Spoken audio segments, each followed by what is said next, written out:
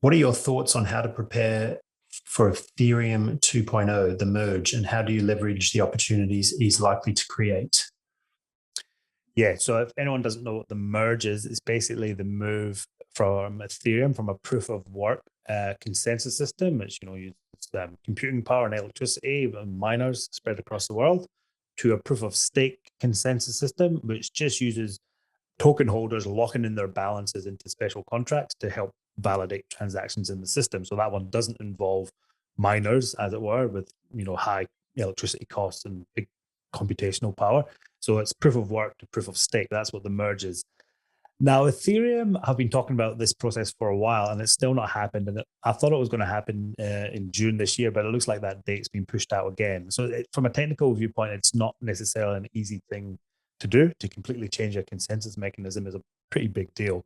A lot of things could go wrong. So, I'm a little bit wary at the moment, just from that aspect.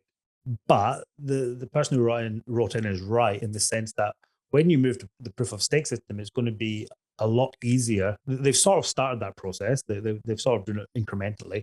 But when that happens completely, you can essentially stake your Ethereum to earn income in Ethereum. And we talked about that in a report, I think in November, how you can start staking your Ethereum to earn an income stream.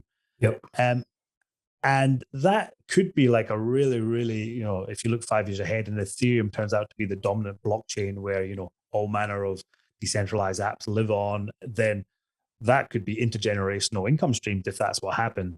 The danger is that for some reason, Ethereum doesn't win that smart contract battle and another blockchain takes over.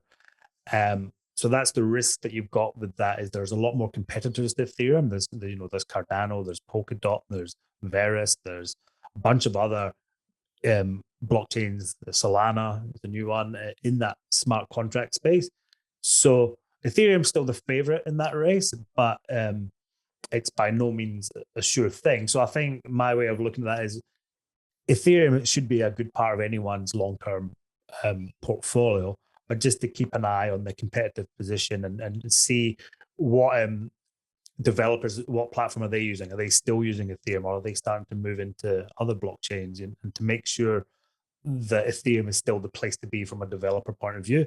If it is, then obviously the next step is to stake some Ethereum over the long term and just enjoy the income coming in over the years. And that could be an excellent investment long term. But I would just say, in my head, if you're going to say 5 years ahead, will Bitcoin exist? I would say yes, and it will probably be a lot higher.